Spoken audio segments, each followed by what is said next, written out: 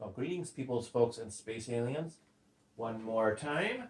Bike video number 2 on my custom build Banshee Rune. What did I get? Why did I get it? And what are my thoughts right now? So this is going to be a little more in-depth video, just showing you what I got on the bike, what the build became, so on and so forth. I'll go kind of quick, but we are going to have 2 videos coming off of this. One is just going to be just the suspension fork thoughts. That was a major player. And then the other one is just going to be the suspension design, comparing it to the pivot, and what I think and how it all progressed into me actually buying and getting this bike. Pretty excited right now. We'll start with the suspension fork. I ended up going with a RockShox Yari, 170 millimeters up front. It's actually 160 in the rear. And the reason I went with a Yari is because I actually was able to test ride a Santa Cruz with a Yari fork on it. I don't know if I dare go up the steps.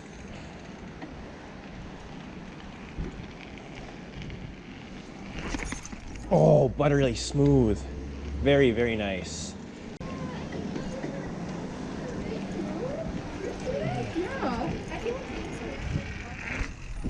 Oh, very nice.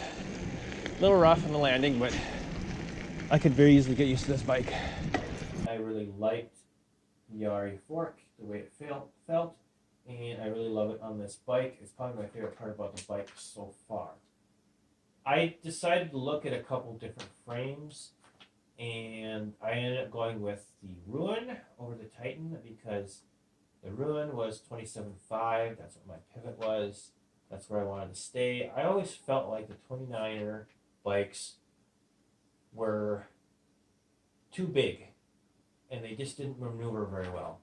And on the technical stuff, bigger stuff, especially jumping, I felt like my Camber, which is the bike I had before my pivot, which was a 29er, I felt like it was just too big of a bike. When I got on the pivot, it felt like I was at that median between the older 26 wheels and the 29er. I'd like to take a 29er out and test drive it on some bigger stuff sometime again. But for now, I decided to stay with 27.5. That led me to the Rune frame. That led me to have a little more travel I've ever had on a bike. So pretty excited about that. I cannot wait to get this out and really test drive it other than urban. So with that, we ended up going with Maxxis Minion tires.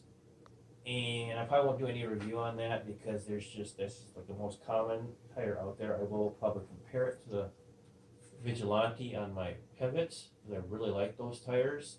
I think I'm going to really like these tires. I think they're going to be very, very similar. The rims are Stans Flow, and I'm thinking they're going to be good. I don't know what the hubs are. I'm excited to try them out and see how that is. Different setup, obviously. What else is unique about this bike? Obviously, the longest travel I've ever had on a bike, that's a big thing.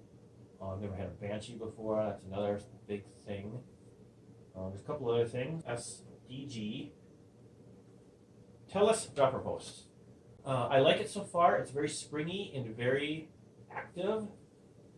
And I am really going to do a review on that at some point in time and tell you what I think next to the Fox dropper post. I'm not too big of a fan of the Fox dropper post right now because there's a lot of play that's developed. And I think rebuilding that would probably be good. But that's on the pivot, and that's now going to be ancient history. Okay, so then I ended up going with Salsa handlebars. Never had anything Salsa before that I can think of. So that'd be kind of interesting. It's 800 millimeter handlebar as opposed to cutting the 800 down to 760 on the pivot. That was just me getting used to the wider handlebar. I think I'm going to stick with 800, but I might cut it just a little bit. It's going to be like 780 if I'm cutting it.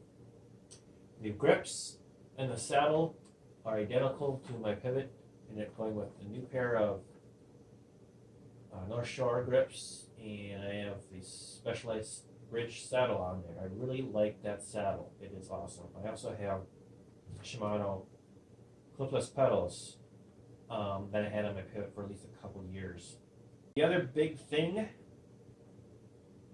that I am seeing on here really quickly is I got a full SRAM brakes, SRAM crank, SRAM shifters, SRAM guide. It says guide on there. I don't know if that's the brand or not.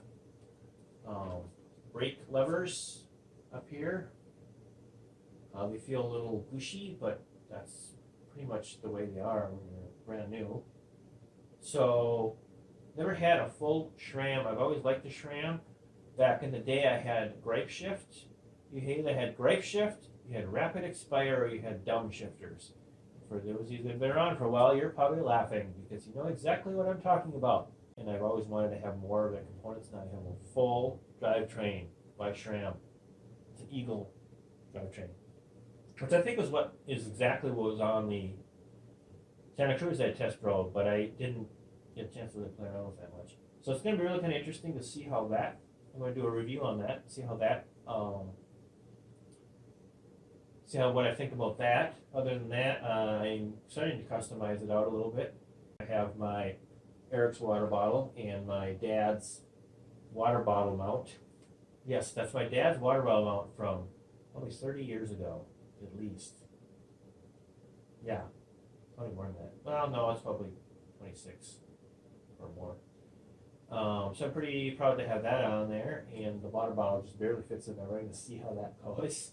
I'm glad to have a water bottle mount because I want to have some energy supplement or something on my bike and then have just water in the Camelback. That's what I've been trying to do, and that is what I'm going to do. I also have mud flaps on the front fork because they came with the bike.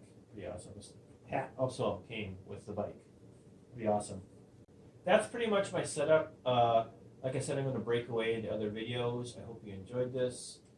And I hope I get to enjoy all of the trails in Minnesota yet again as we start with my home trails, hopefully here in the next day or two.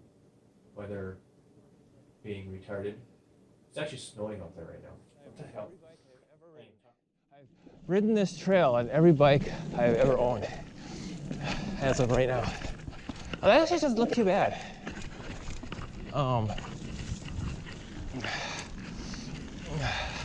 Yeah, this is the access trail, Vortex Trail.